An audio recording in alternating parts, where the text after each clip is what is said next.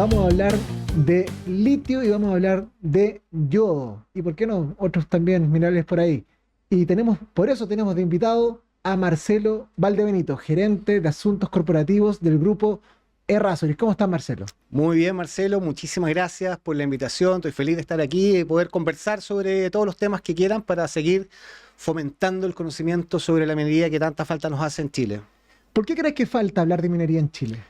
A ver, Chile siempre se ha dicho, ya es casi un cliché, digamos, que Chile es un país minero, pero no es un país que mira a la minería, y no es un país que se sienta especialmente orgulloso de la minería. Y en eso confluyen distintos factores. Hay mucho de percepciones, hay mucho de mitos, pero yo creo que también hay que hacer una autocrítica profunda del sector minero de cómo se ha relacionado con el resto de la sociedad. Si realmente hemos sido partícipes de temas más allá de la simple extracción o los temas técnicos, sino que realmente cómo nos ponemos la camiseta por Chile y de cómo difundimos de manera real el tremendo aporte que hace la minería en distintos sectores, no solamente económicos, sino que también en innovación, en vinculación con comunidades, en aporte a las ciudades. Entonces, la minería como que se quieren sus recursos, pero no se quiere estar siempre tan cerca de eso. ¿Ya? Y ahí también creo que ha faltado un trabajo mucho más integral entre los distintos estamentos partícipes en las ciudades, por ejemplo, para ponernos de acuerdo y en decir, bueno, en qué somos buenos, en qué podemos hacer y en qué podemos colaborar. Ha habido muchas iniciativas que han sido individuales de algunas empresas, pero falta una cosa como decir, me siento orgulloso que este país hace minería, hace buena minería, aporta al mundo, pero también aporta a la ciudad y también tengo acceso a esos beneficios. ¿Y cómo arribaste al mundo minero? Tú eres periodista de profesión. Soy periodista de origen, orgullosamente periodista, soy doctor también en Ciencias de la Información, de la Universidad Complutense de Madrid. Yo partí siendo periodista tradicional en un medio que se llama La Época, hace mucho tiempo. Ahí tuve el honor de ser parte del equipo fundador de La Época Internet, que fue el primer diario de actualidad nacional e internacional por Internet en Chile, que ese también es un tremendo orgullo y marcó un gran hito. Ahí hice varias cosas relacionadas con periodismo electrónico. Mi especialidad ha sido siempre el periodismo digital. Y luego de varios pasos por medios tradicionales, La Época, La Tercera, fui a hacer mi posgrado fuera de Chile, saqué el grado de doctora, ya trabajé en el diario El Mundo, y de vuelta a Chile me vinculé también con el diario El Mercurio, y luego pasé al mundo de las comunicaciones corporativas. Y ahí se abrió otro mundo, primero con empresas de tecnología, y poco a poco fui derivando a empresas mineras. Y ahí descubrí el mundo de la minería. Tuve el gusto de trabajar con grandes empresas y muy buenas también, como Collahuasi, como Codelco, Antofagasta Minerals también, en comunicación estratégica y también en vinculaciones con comunidades. Y ahí fui descubriendo este mundo. Conocía en ese tiempo a la empresa Rodwood, que una de las grandes productoras de litio del mundo, que opera en el Salar de Atacama, que luego la compró Albemarle. Y en algún momento yo asesoraba a Albemarle, me preguntaron e invitaron a formar parte ya del equipo de Albemarle como gerente de asuntos corporativos, asuntos públicos y comunicaciones, y ahí estuve casi 6 años, una gestión de la que estoy profundamente contento. Y ahí también uno de los grandes temas era cómo contábamos, y si ya es difícil conocer la minería con toda la tradición que tiene, también es difícil contar cómo se hace el litio, porque es una minería totalmente distinta, Claro. Sobre todo en Chile, y Chile que tiene un liderazgo y tiene que seguir potenciando este liderazgo, tiene que seguir también trabajando en eso, fundamental, la educación, en derribar mitos sobre esto. Y luego me integré hace un año, ya un mes, al grupo Errázuriz, un grupo económico chileno de larga tradición, de la familia Errázuriz, que tiene una larga tradición en yodo, en cobre, en minería, y ahora también en litio. Tenemos un proyecto en el Salar de Maricunga, ya con una primera aprobación ambiental, y actualmente estamos en consulta indígena. Y también nos adjudicamos uno de los nuevos CEOLes de la Estrategia Nacional del Litio en el Salar de Coipasa.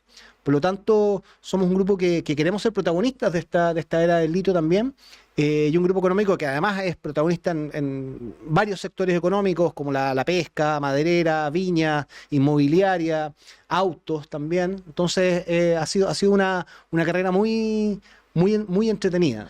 Claro, y con el grupo también estás viendo el tema de las comunidades con estos nuevos proyectos. Sí, ese es uno de los temas fundamentales, digamos. Y explica también el por qué, de alguna manera, me integro al grupo Rhapsody.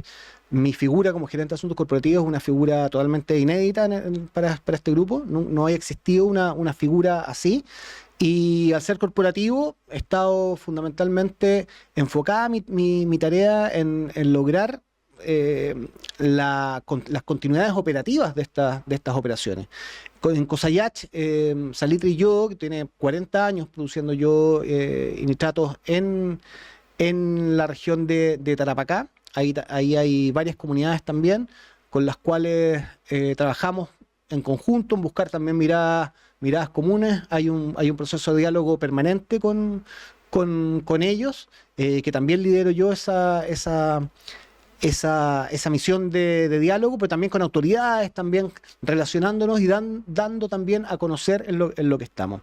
En el caso Maricunga es una consulta indígena que lidera el Servicio de Relación Ambiental, que también tiene particularidades muy especiales con las comunidades Coya, y ha sido también una experiencia muy intensa, pero tremendamente de un aprendizaje constante.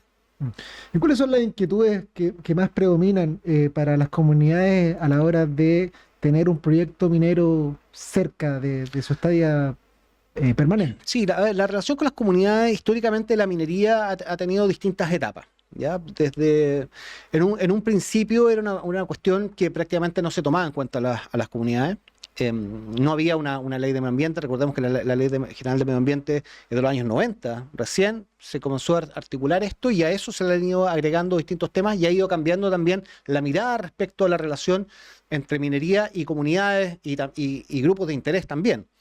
Al principio era una mirada absolutamente transaccional, destinada a destrabar proyectos, y eso se hacía a cambio de dinero, fundamentalmente, o de construcción de algunas cosas que no tenían muchas veces mayor relación ni con las comunidades ni con el entorno en el que se estaba, y respondían a transacciones, digamos, en el que alguien pedía y la contraparte, digamos, entregaba para tener esta que se llamó en un momento licencia social para poder operar.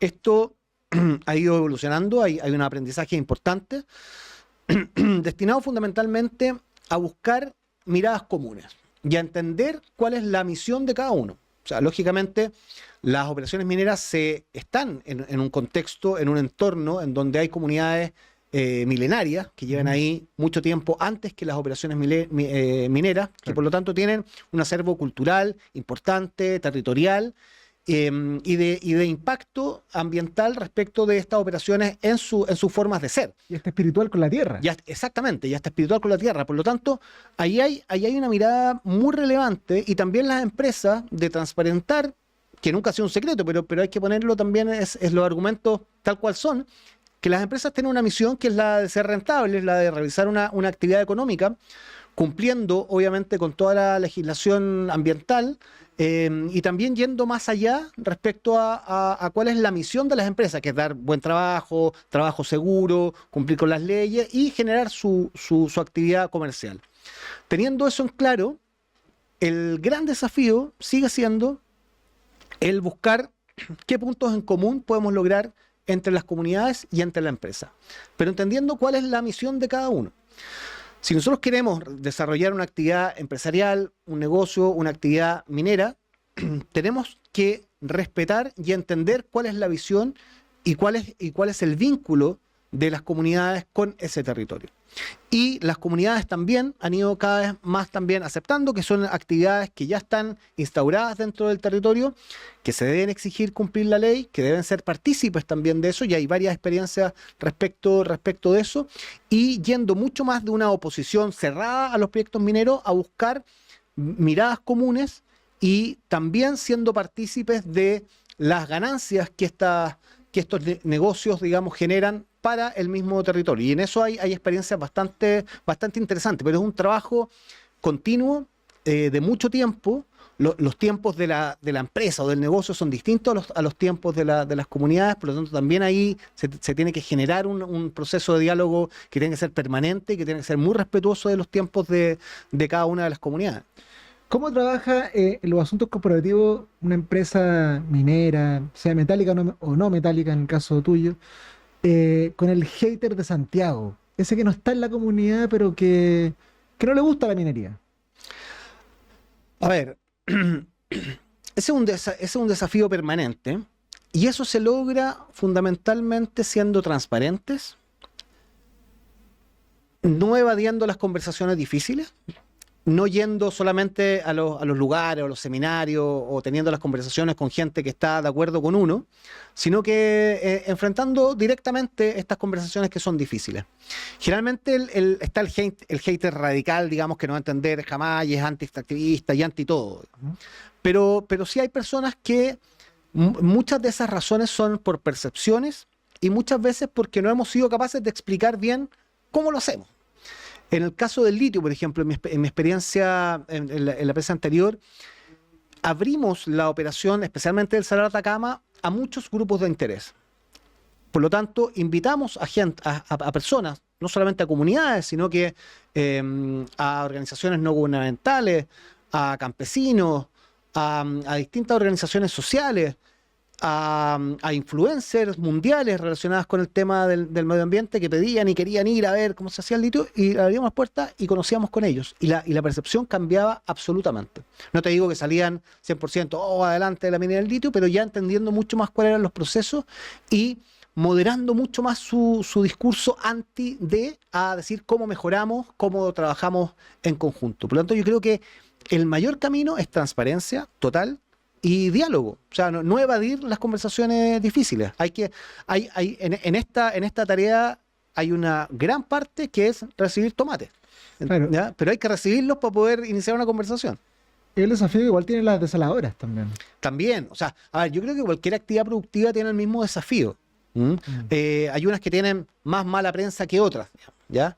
Que ese también es un grupo importante de los medios de comunicación y los generadores de opinión que también muchas veces hablan desde la desinformación que desde un conocimiento, digamos, acabado. Las desaladoras han avanzado muchísimo. Seguramente mucha gente se quedó con las primeras desaladoras, que no había tanta legislación, no había tantos estudios y seguramente se cometieron algunos errores respecto de eso. Pero hoy día una desaladora, la verdad es que cumple con no solamente con la legislación, sino que va mucho más allá. Hay sistemas de filtro, hay sistemas que evitan, digamos, que la succión sea a cierta velocidad, que no hay peligro ni para abusos, ni para especies, ni para ningún tipo. Por lo tanto, hoy día el gran desafío, especialmente para el norte de Chile, es tener más desaladoras. Claro. Y ojalá haya más desaladoras y que sean multipropósitos. O sea, que no solamente sean asociadas a una industria, sino que además entreguen agua a comunidades. Ese realmente es la necesidad actual. Pero eso, insisto, es conocimiento, es difusión, es una tarea muchas veces uno a uno. Claro, porque porcentualmente la cantidad de desaladoras que tiene Chile es re poco para el mar que tenemos. Es poco y gran parte de ellas son para proyectos específicos. O sea, Exacto. está la desaladora de tal empresa, está la desaladora de esta otra empresa. Cuando debiésemos converger hacia proyectos multipropósitos. Sería más eficiente también a la hora de los permisos, tendría una valoración social muchísimo más grande y pudiese entregar el mismo servicio a distintas organizaciones, tanto empresas como a ciudades. Si en el caso de Antofagasta, sí, todo el agua que recibimos en el grifo es parte del mar. Antofagasta es un buen ejemplo, pero se les quedó chica. Y eso también es necesario tener más inversión respecto a eso. Hay proyectos, está no solamente el de Agua Antofagasta, hay otro también que la CONSA, que va a reutilizar agua servida, y está el proyecto CRAMSA también, que Sí. lamentablemente lleva ya mucho tiempo en evaluación, pero también es un tremendo proyecto al ser una desaladora, la única desaladora multipropósito, que puede llevar agua a muchos lugares, a muchas empresas, pero también a mucha población. Marcelo, el grupo de Rasuris contaba que está en el litio, en yodo. Estos son dos minerales importantes. ¿Cuál es la diferencia entre cada uno en el día a día de Sí, las bueno, personas? estamos con cobre también. Cobre, litio con proyectos y yo O ya sea, me estoy de quedando hace chico mucho del tiempo. grupo de Rasuris, es Te estás quedando gigante. chico. Es un grupo grande, importante, de bajo perfil, pero muy relevante. Son 5.700 trabajadores directos. Wow. Por lo tanto, es una empresa importante. A ver, más allá de lo que tú produzcas, bueno, la minería del cobre tiene sus características. La minería del cobre tiene relaves, por ejemplo, que ese siempre ha sido un tema Sí. de preocupación. ¿Qué es lo que es el relave? Un pequeño glosario para El que. relave, a ver, para diferenciar brevemente, digamos, cómo se produce. En la minería del cobre hay tajo abierto o subterránea, pero ahí se saca roca, Mm, que es la minería tradicional que todos tenemos en claro. la cabeza, con grandes camiones, en fin, tronaduras, y eso después va a moledora y eso se exporta como concentrado. Hay una parte de eso que son desechos, que esos son depositados en grandes depósitos de relave, ya que eso también ha ido avanzando la tecnología, el relave es pesado, en fin, Hay muchos abandonados también. hay también muchos abandonados, pero ya hay tecnologías que permiten tener relaves en lugares seguros y que no tengan ningún peligro para la población. Eso es por un lado la minería tradicional del cobre. El yodo se produce a partir del caliche. El caliche y al tiro se nos viene a la mente el salitre, toda la historia del salitre, la riquísima historia del salitre, que no solamente pasado, porque seguimos trabajando con esa materia prima. Se generan pilas de lexivación, que son cerritos de este material, eso se riega, nosotros fundamentalmente utilizamos agua salada, agua de mar, se riega, eso genera una primera solución rica, y esa solución rica es llevada a una fábrica procesadora en donde esto se transforma en yodo o Mm. nitratos. Pero fundamentalmente yodo, que está presente en muchos temas tecnológicos y cada vez que nos vamos a hacer algún examen con contraste, se utiliza yodo, por lo tanto es muy importante también para la salud. Eso es el yodo. Y el litio, en Chile, el litio se produce a partir de dos temas, de roca, que es minería tradicional, que fundamentalmente lo hacen en Australia, por ejemplo, y desde salmueras, que es donde Chile es campeón mundial, ¿no? Porque tiene el salar de Atacama y tiene distintos salares que también con muy buena calidad de salmuera. La salmuera, en el actual método, se extrae la salmuera, se deposita en unas grandes pozas de evaporación y luego de 18 meses esa salmuera que se extrae con un 0,2% de concentración de litio sale un 6% y eso se va también a una planta de conversión química en donde se genera carbonato de litio grado batería o hidróxido de litio y eso va directamente a los grandes productores de batería, salmuera.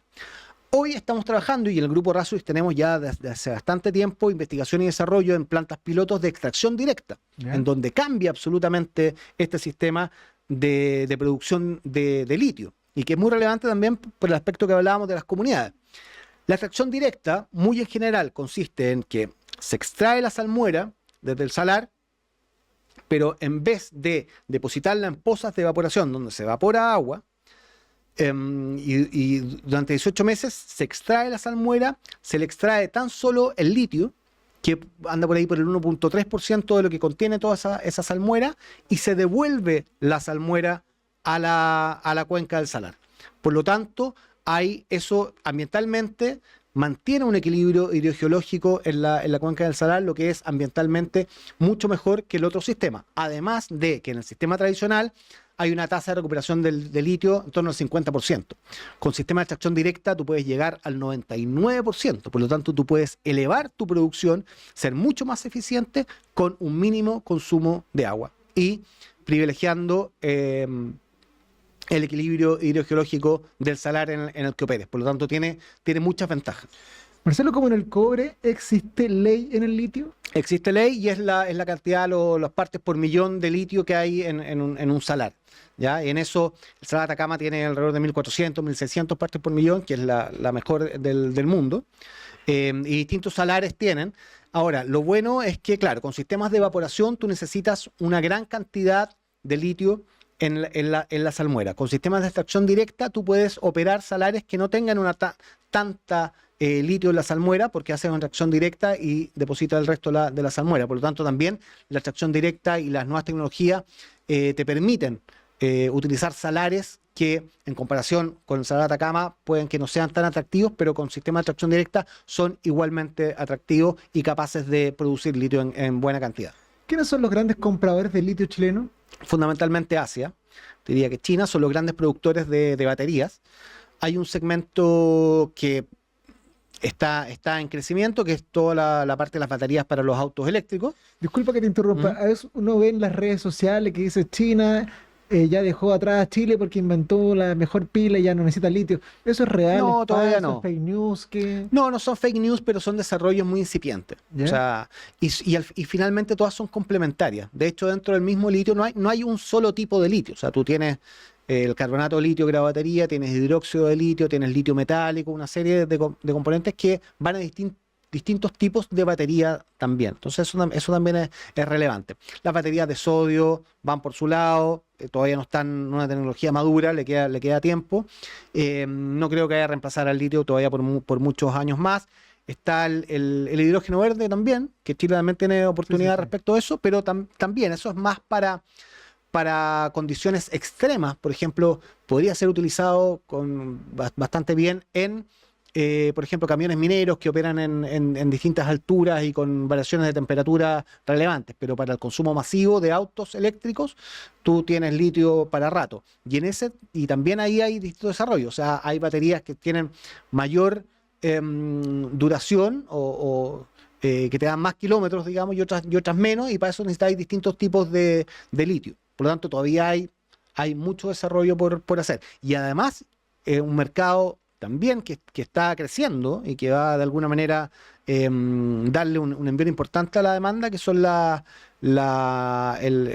baterías de almacenamiento. Ya sea fuentes solares o eólicas, tú necesitas almacenar esa energía en algún lado, y eso también va a ya está generando una importante demanda de litio. ¿Cuáles son las expectativas del grupo de Rasuris en el corto plazo? Bueno, a corto plazo seguimos trabajando muy firme para mantener nuestro liderazgo también en el mercado del yodo. Cosayach, como te contaba, lleva 40 años, tenemos 3 operaciones andando, Calacala, Soledad y Negreiros. Esperamos abrir una nueva operación también en la región de Tarapacá a fines de año, la Faena Tana, donde esperamos entregar al menos 600 trabajos directos, que es una muy buena noticia, y ampliar nuestra producción en 2.000 toneladas de yodo.